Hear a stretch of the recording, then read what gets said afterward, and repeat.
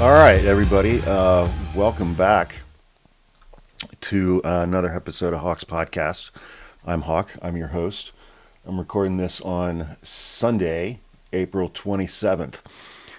Today, we're going to talk about several things that are related to one another. We are going to talk about El Salvador. We are going to talk about President Nayib Bukele, the current president of El Salvador.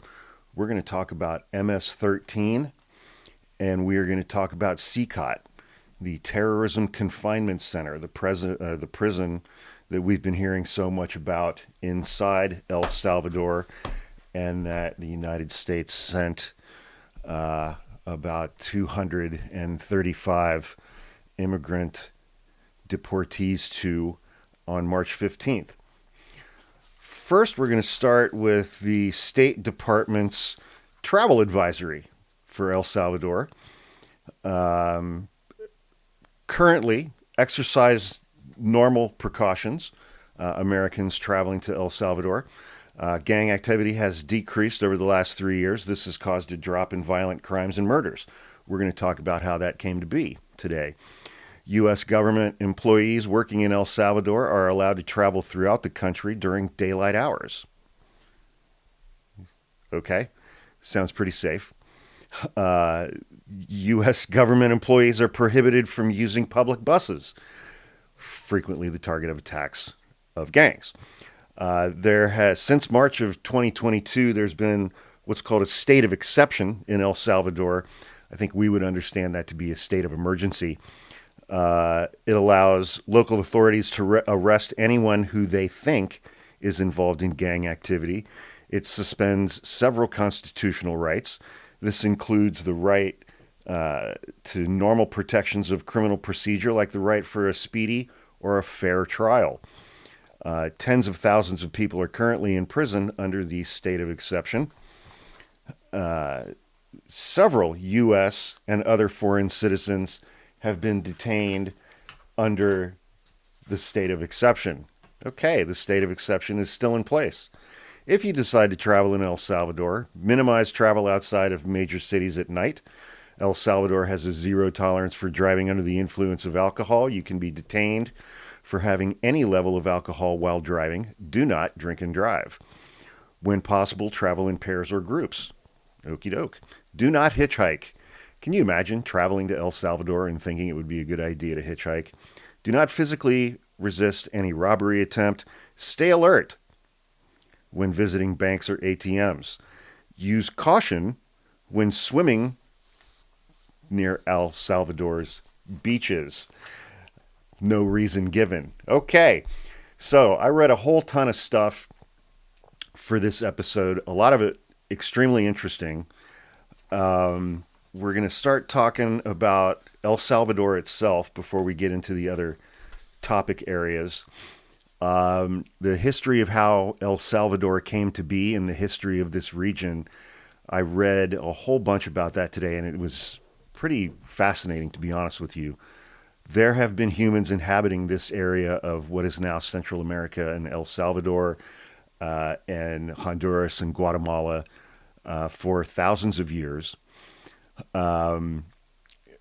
It's referred to as the Mesoamerican nations. Historically, were controlled by the Mayans, the Cuscatlecs. Okay, archaeology. Then the Olmec presence around the first millennium BC, so like 3,000 years ago, and before them were the Mayans. The region was conquered by Spain at the beginning of the the beginning of the 16th century, so early 1500s. And it was fascinating to read about a lot of this stuff. I mean, a lot of the colonialism stuff that happened there with Spaniards sounds remarkably similar to things that happened in what became the United States of America. Then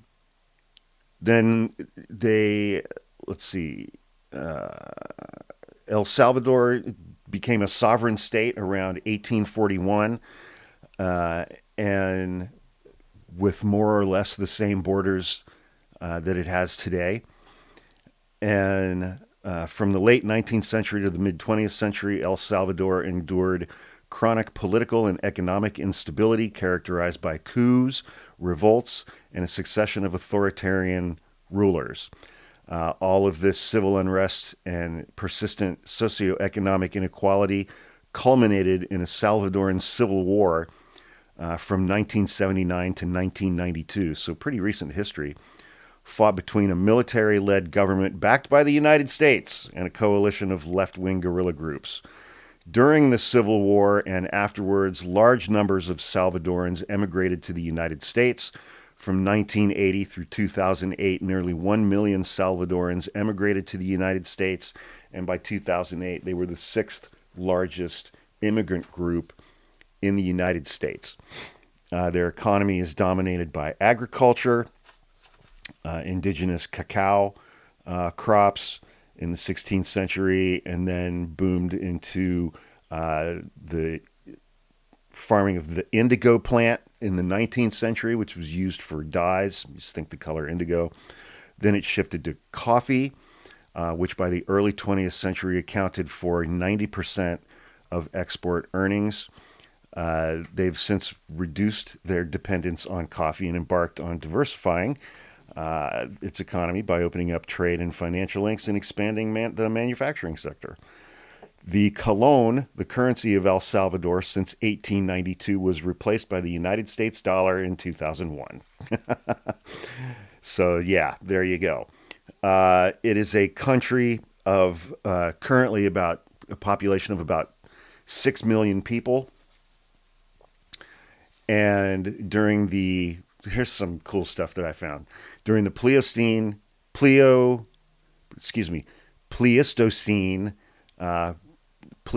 is a prehistoric time period, was inhabited by the giant ground sloth, the rhinoceros-like Mixtoxodon, a giant llama, and the horse. So horses indigenous to that region. El Salvador has likely been occupied by humans since the Paleo-Indian period based on fluted stone points, think arrowheads, found in western El Salvador. There are active volcanoes in the area, and there have been times when volcanoes have gone off and wiped out entire cities and towns. Let's see. Spaniards arrived in 1522, but by 1521, the indigenous population of the region had been drastically reduced by a smallpox epidemic that was spreading throughout the territory. The first known visit by Spaniards to what is now Salvadoran territory was made by Admiral Andres Niño, who led an expedition to Central America in 1522, shortly after the smallpox thing. So the Spaniards went there looking for gold and jewels, and they found that the region did not have gold and jewels. But then they soon discovered the richness of the volcanic soil, and so agriculture took hold.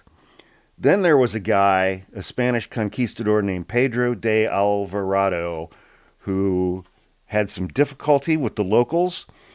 They fought back, and he had to retreat a bunch of times. The indigenous populations stole a bunch of Spanish weaponry. They wounded him in battles, and he apparently sent Mexican messengers to demand that the warriors of the region return the stolen weapons and surrender to the Spanish king. The local warriors responded with the famous response, "If you want your weapons, come get them." And so eventually Alvarado chickened out. And in 1526, the Spanish founded the garrison town of San Miguel in northern Managuara. But through surprise attacks and overwhelming numbers, the local indigenous population were able to drive the Spanish out of San Miguel, and they destroyed the garrison. Eventually, the Spaniards won. There was a period of colonialism for almost 300 years, from 1525 to 1821. But they got their independence around 1821, and El Salvador declared its independence and became its own sovereign nation in January of 1841. This was when they were still basing their economy on coffee, and surprise, surprise, you'll be shocked to learn that the enormous profits that coffee yielded served as an impetus for the concentration of land into the hands of an oligarchy of just a few very wealthy families. Throughout the last half of the 19th century, a succession of presidents from the ranks of the Salvadoran oligarchy, nominally both conservative and liberal, I mean, ideology didn't really matter. They were ruled by people with money, generally agreed on that coffee was their predominant crop. The passage of anti-vagrancy laws to ensure that displaced campesinos and other rural residents provided sufficient labor for the coffee plantations, and they suppressed rural discontent. And this is before 1912. In 1912, the National Guard was created as a rural police force. So even back then, it's like the police were being created in other countries to protect assets and wealth, not the people who lived there. That takes us to the 20th century, beginning and again, a succession of essentially dictators. This period I found to be pretty fascinating. Beginning in January 1932, there was a brutal suppression of a rural revolt known as La Matanza. In the unstable political climate of the previous few years, social activist and revolutionary leader Farabundo Martí helped found the Communist Party of Central America and led a communist alternative whose goal was to help poor and underprivileged Salvadorans through the use of Marxist-Leninist ideology. So it's like, growing up in the 80s, when Reagan was president, when I was in elementary and middle school, I remember hearing about like communism in Central America. And Reagan had his whole thing with Nicaragua and the Sandinistas, and it was part of the Oliver North and trading weapons to Iran and all of this stuff. I just remember when I was a kid thinking that the entirety of Central America was like a hotbed of communism. On January 22nd, 1932, thousands of poorly armed peasants in the western part of El Salvador revolted against the government and then President General Maximiliano Hernandez Martinez. The rebellion occurred amid widespread unrest over suppression of democratic political freedoms following the cancellation of the results of a 1932 election. You spotting any parallels, guys? Oh, God. Are we going to be saved by hordes of poorly armed peasants? I mean, doubtful, because we have more guns than people in the United States. The rebels were led by Feliciano Ama and Farabundo Martí and were largely composed of indigenous people and communists. So it killed a whole bunch of people. And then that brings us up a few years later to the Salvadoran Civil War.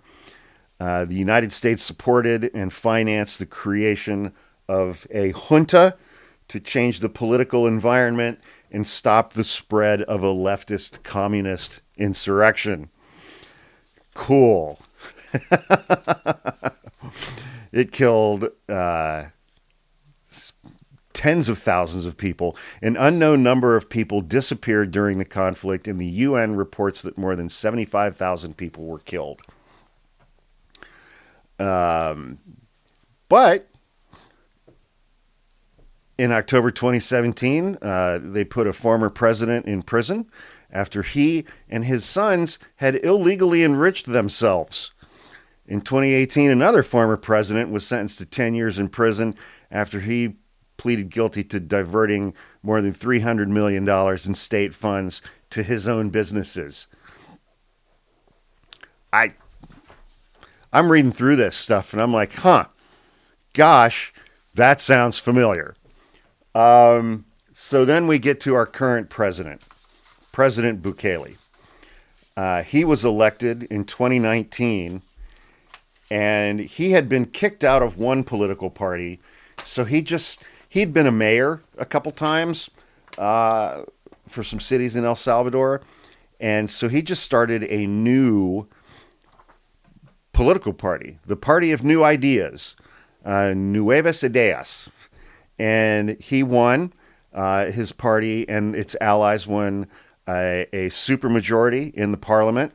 And along with him, that permitted them for uncontested decisions at the legislative level.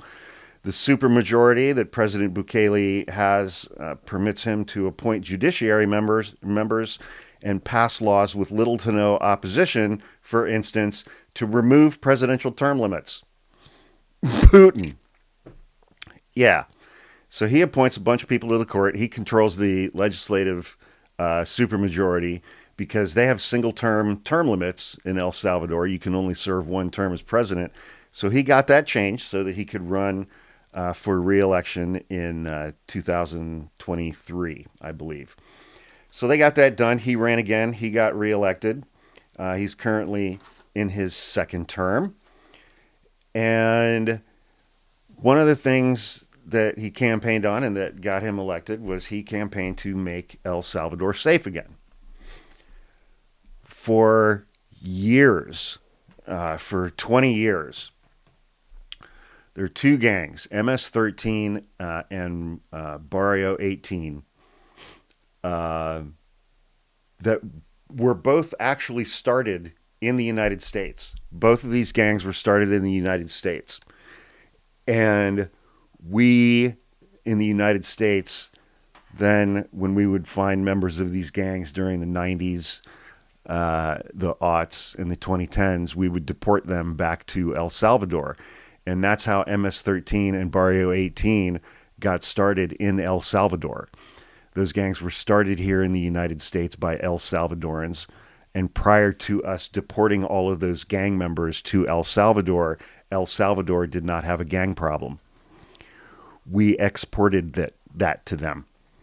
Yeah. We exported MS-13 and Barrio 18 to El Salvador. And then both of those gangs grew.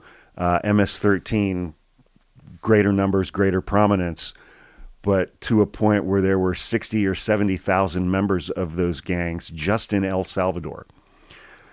And those gangs were incredibly violent. As we'll talk about, their weapon of choice was the machete as opposed to firearms. And very quickly, El Salvador achieved the highest homicide rate of any country in the world. It was the murder capital of the world. And something like 70% of the homicides in El Salvador were gang-related. And it wasn't, from what I've read, it wasn't just rival gangs fighting with one another. They would just murder people who were not in either gang for seemingly very, very trivial reasons. And it made it simply untenable to live in El Salvador. And the gangs had taken over to such a point and made the country so incredibly unsafe that it's almost indescribable, some of the shit that I read that these guys did. And I'm not going to recount any of it in graphic detail. But they had, or at least believed that they had, the members of these gangs, especially MS-13, a level of impunity that allowed them or permitted them to just attack civilians, with machetes for very little reason. If you just looked at somebody sideways accidentally, they'd cut your arms off or they'd cut your head off. And I can't even fathom what it was like to have to try to coexist with that. And, you know, I'm fortunate to have some friends who are El Salvadoran who have come from there. And, you know, hearing some of the stories that I've heard from them, It sounds as though it was legitimately a completely unsafe, untenable environment for normal civilians to just try and live. And there were so many of these gang members as well, and they were literally everywhere. Anyway, so there was an accusation that when President Bukele came in, that he met with the leaders of these two gangs, and he basically worked out a deal, he was accused of paying them money or all kinds of different things so that they would stop killing people, and to bring the homicide rate down. And that he denies that. He's been accused of it. And all of the things that I've read over the last few days, I have not seen any proof that that occurred. But he got elected. Initially, for the first couple of years, there wasn't any dramatic alteration in law enforcement or anything like that. And the homicide rate came down like 60 or 70%, a huge amount.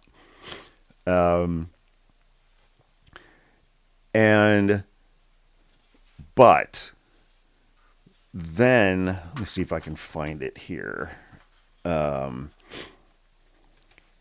Okay. So that worked for the first couple of years, if that even happened. Okay. But then beginning on March 25th, 2022, over a weekend, 3 days of gang-related violence left 87 people dead, including several children.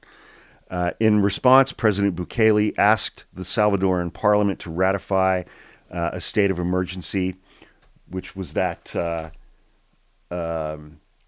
state of exception that I had mentioned earlier, but it functions as a state of emergency. And Parliament did. He also ordered the police and army to initiate mass arrests of those responsible for the violence, and that kind of snowballed on itself. And it was a very short time after that that he gave the orders to build this prison, CECOT, that we're going to talk about in a couple of minutes. But as a part of this process, his Congress approved reforms necessary to increase the maximum sentence for gang membership from 9 years to 45 years. That's just for gang membership. That's not for conduct. That's a status crime. Your status as a gang member.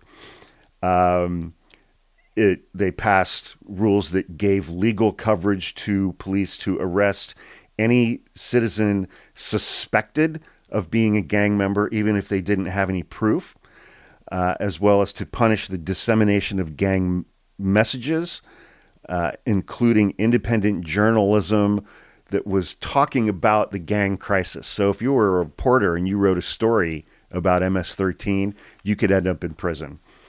You could get 15 years in prison for that. So the two gangs, MS, and the MS stands for Mara Salvatrucha, and we'll talk about that in a moment as well.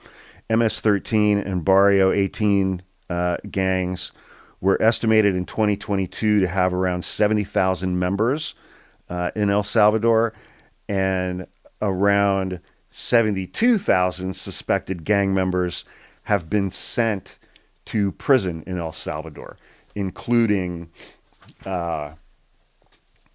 CECOT. And so a couple other things about El Salvador.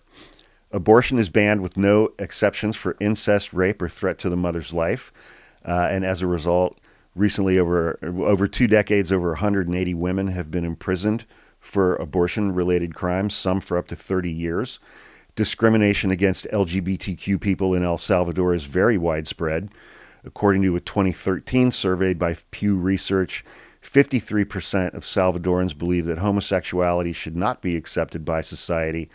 And although homosexuality itself is legal, gay marriage is not legally recognized, even though they've tried to pass that with ballot initiatives. Okay, so now that's kind of our backdrop. Let's talk about President Bukele himself. He came in, first assumed office in June of 2019. He'd previously been in advertising, had an advertising business with his father, and they did a lot of politically related advertising contracts and stuff. He was elected mayor of a city called Nuevo Cuscatlan. Then he was elected mayor of San Salvador, which is their capital. He founded the Nuevas Ideas Party in 2019, and that's when he won with 53% of the vote. El Salvador has experienced democratic backsliding under Bukele, as he has dismantled democratic institutions, curtailed political and civil liberties, and attacked independent media and his political opposition. Bukele has been described as an authoritarian and an autocrat. And up until recently, it may still be up there, his Twitter bio, said something like the world's coolest dictator.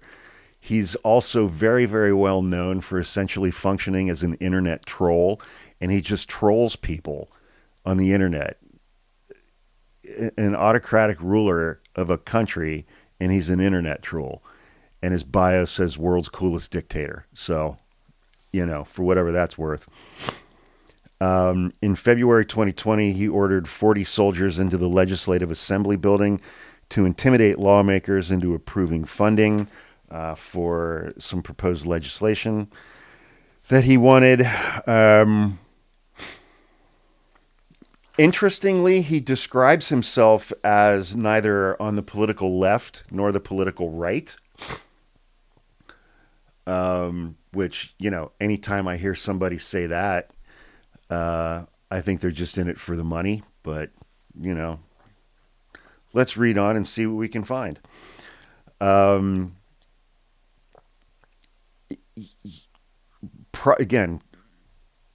Prior to 1990, El Salvador basically did not have a gang violence problem. Most of El Salvador's violent crimes recently, over the last several years, 25 years, were committed by MS-13 and Barrio 18. Although they are El Salvador's largest gangs, both of them originated in Los Angeles. MS-13 was formed in the 1980s by Salvadoran refugees fleeing their civil war. Barrio 18 was formed in the 1960s by Mexican immigrants in Los Angeles. Much of the gang violence stemmed from income inequality, poverty, poor schools, lack of job opportunities, and high urbanization. It's a very densely populated country. Like, geographically, it's very small. And from what I read, it seems like it's in a pretty mountainous region as well. So on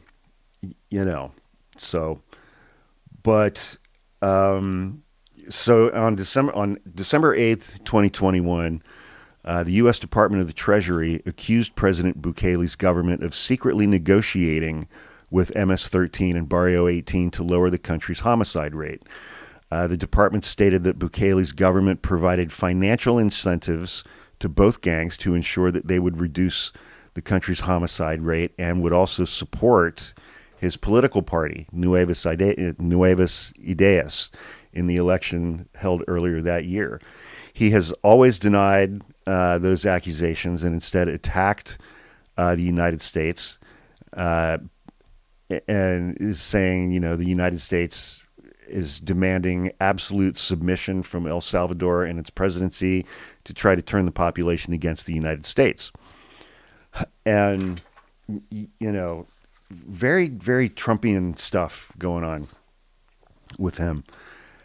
And, I found a very, very long list of things that MS-13 has done in the United States and in El Salvador. And again, it's like, I think all you really need to know is that their preferred weapon is the machete, and anything beyond that is a little bit too graphic. So, shortly after the gang crackdown in mid-2022 began, Bukele called for the construction of a new 20,000 inmate prison. He announced the construction in July 2022 of the 40,000 inmate terrorism confinement center, or CECOT. in Tecoluca, and I did not see where that was located, but it would be one of the world's largest prisons. In February 2023, President Bukele posted a video on Twitter of him and members of his cabinet touring the prison. So they got that thing open, up, and running in like 6 months.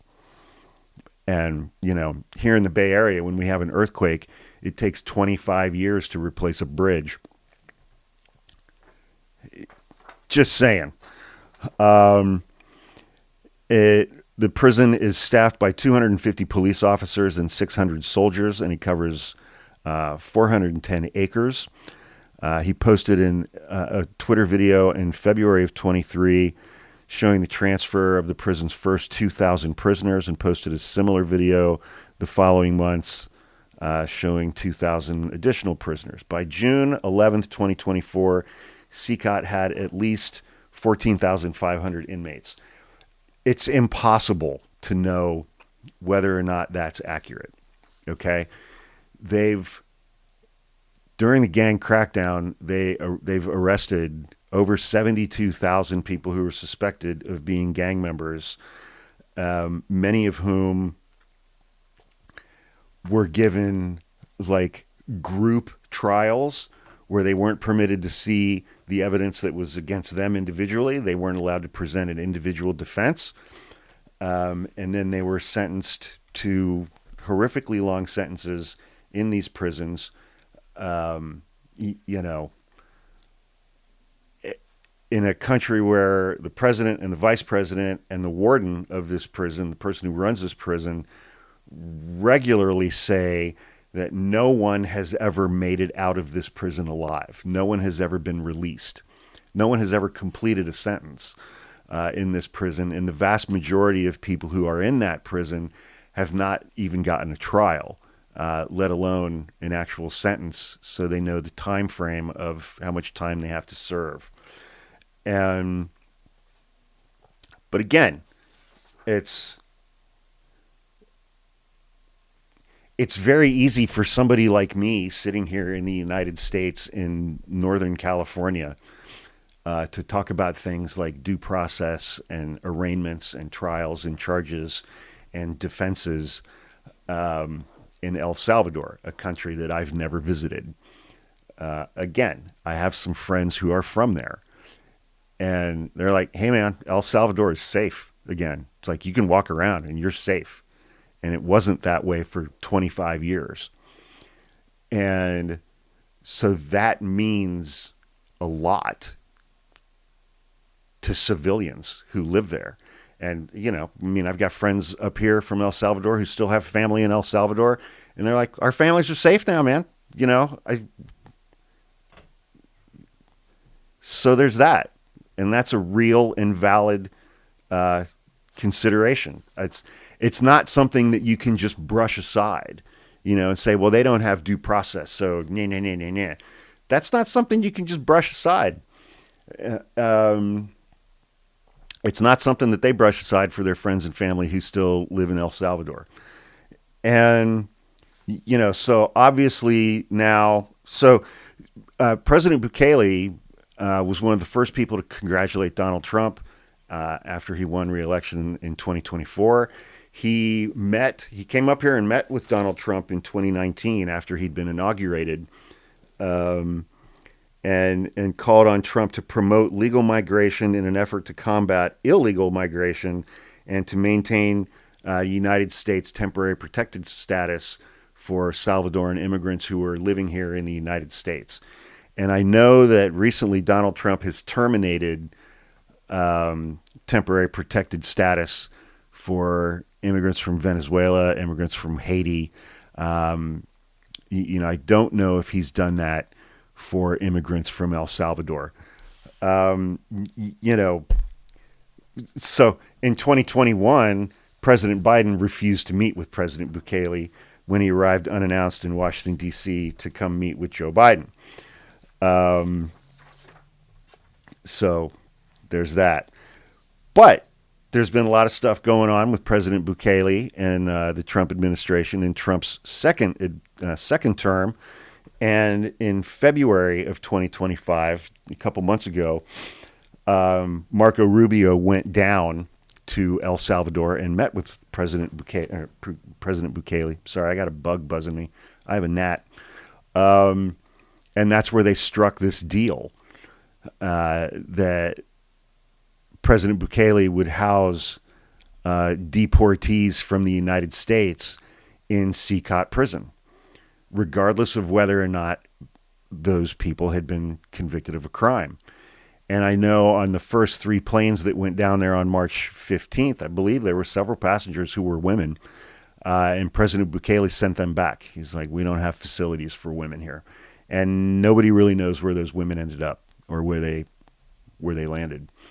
We're still trying to find that out. So, but Bukele made that offer of that deal to Rubio. Rubio accepted it.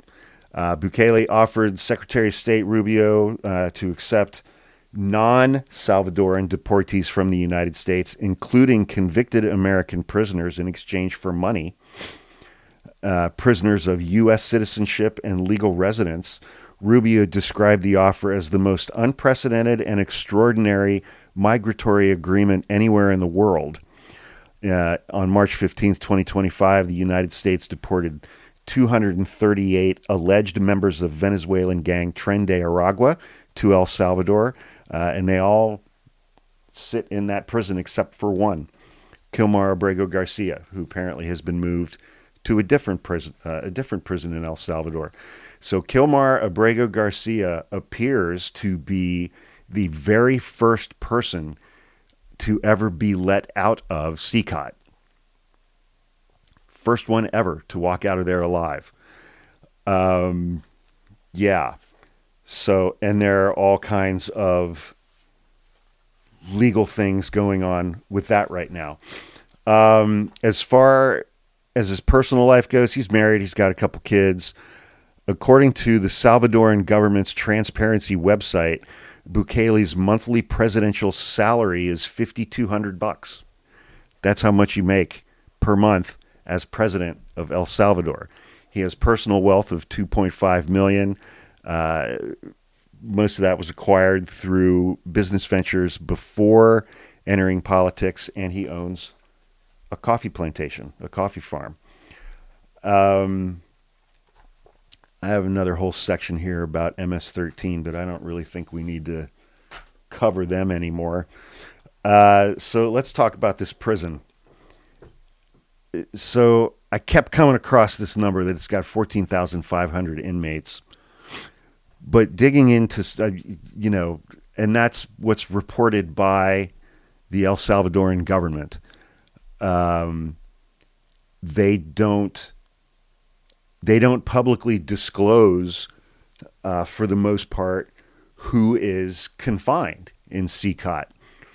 And there are families in El Salvador who've had relatives who've just disappeared or have been arrested and then disappeared, and they think their family member might be in CECOT, but there's no way for them to confirm that. Because once you are inside CECOT as an inmate, you're not allowed phone calls, you're not allowed internet access, you're not allowed visitors, you're not allowed any contact with the outside world. And the prison is known for alleged human rights abuses, including overcrowding, lack of due process, and inhumane conditions. And amazingly, CECOT does not engage in rehabilitation. No prisoner has ever been confirmed to have been released from the facility prior to Kilmar Abrego Garcia. And authorities have stated that there are no plans to release any prisoners currently serving sentences there ever. Additionally, we don't know exactly what that means for the people who are there who were deported to there by the United States.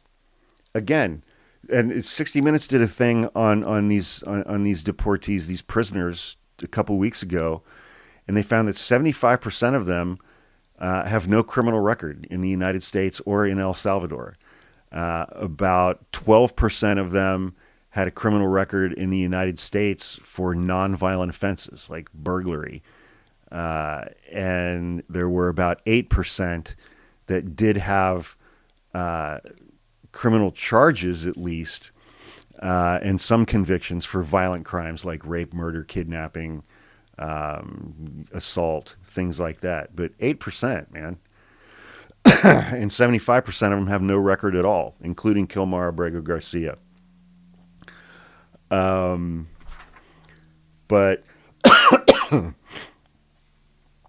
the prison itself. So, okay, here we go.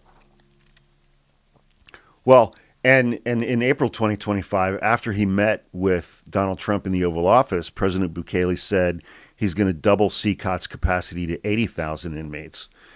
So the prison itself, it's guarded by 19 guard towers. There are 2 sets of walls that are 30 feet high, and each wall is 24 inches thick. They're topped with barbed wire. There are 2 sets of electrified fences, and all of the outdoor surfaces are gravel in order to make footsteps audible. So the current prison that holds 40,000 people, it has 256 cells, and each cell can average 156 to 160 inmates in each cell. The cells are equipped with 4-level metal bunk beds. There are no mattresses, there are no sheets, there are no pillows. Each cell has 2 toilets that are obviously just out in the open, and 2 wash basins, meaning large buckets of water. And so there are 2 large buckets of water in each cell, and 160 inmates have to wash their uniforms in that water and have to bathe in that same water in a large bucket. Yeah.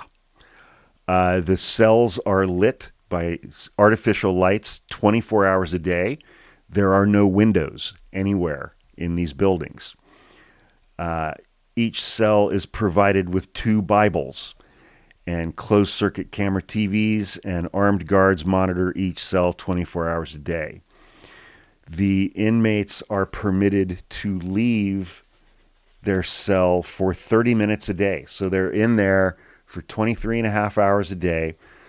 No windows, no access to the outside world. The lights are on 24 hours a day. They're allowed to leave their cell to get some exercise. And when they leave their cell to get some exercise, they are all taken into an adjoining hallway, all one cell, so 160 guys. They're taken into an adjoining hallway, which, again, has artificial light, enclosed. It's all concrete. There are no windows. And they're allowed to exercise in that hallway for 30 minutes before going back into the cell. Legally, there is absolutely no way that a prison like this would be permitted to exist in the United States. It would be cruel and unusual punishment. And further, I think, bingo. It's like, I gotta love it when a quote that pops up in my head that's in my stuff, I'm like, I need to put this quote here. And it's right there on the next page. So Donald Trump has said he wants President Bukele to take homegrowns at this prison, and has said multiple times he wants to ship U.S. citizens to this prison, CECOT, in El Salvador. White House Press Secretary Carolyn Leavitt has repeated that as well. However, there's a think tank near D.C. called the Cato Institute. Cato Institute immigration expert David Beer, B-I-E-R, stated the following: U.S. citizens may not be deported to or imprisoned abroad. There is no authority like that in any U.S. law. And Donald Trump has said you need to build 5 more CECOTs so that I can send you more. So 200,000 people. Presumably, a lot of those would be United States citizens. But again, I think overall, I hadn't thought about El Salvador or Central America in years. It's just not a region of the world that's on my radar.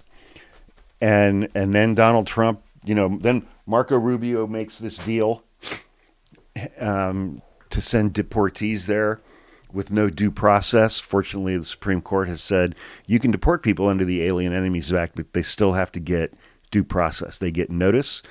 They get a time frame. They get a hearing.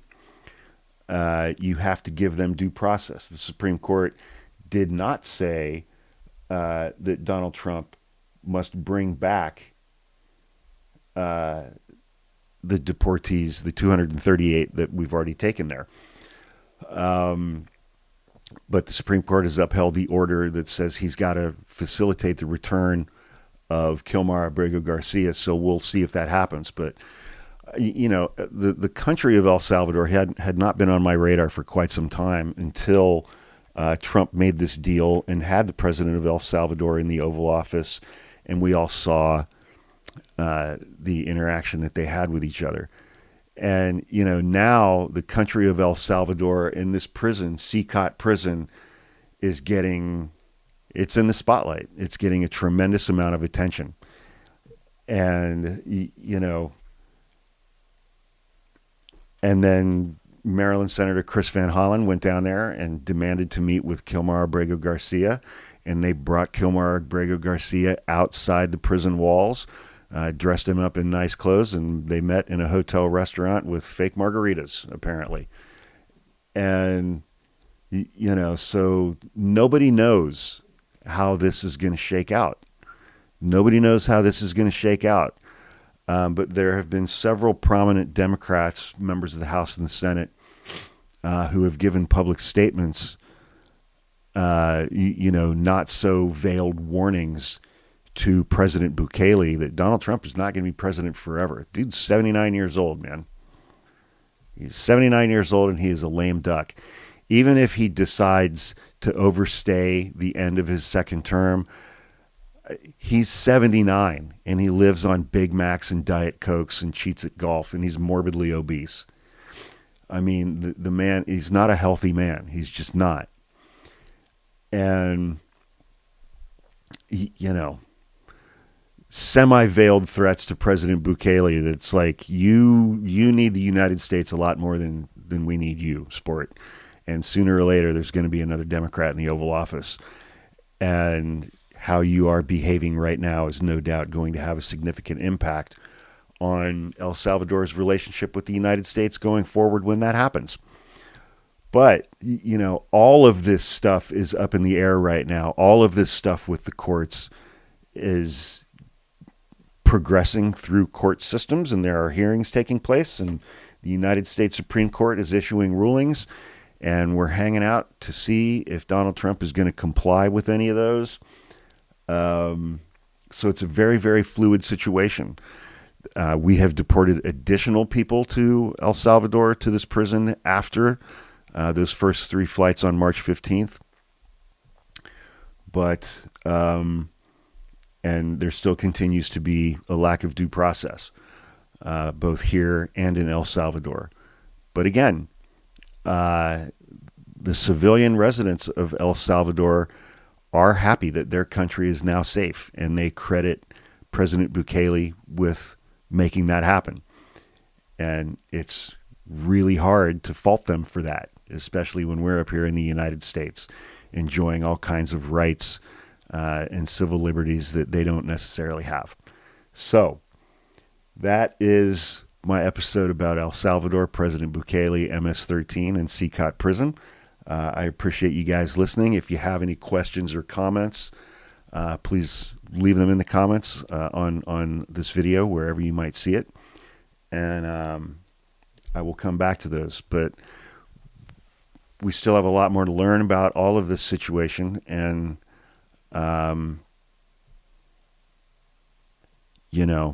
hopefully we don't start to resemble a country with an autocratic ruler any more than we already do on April 27th, 2025. But I'm not getting my hopes up on that.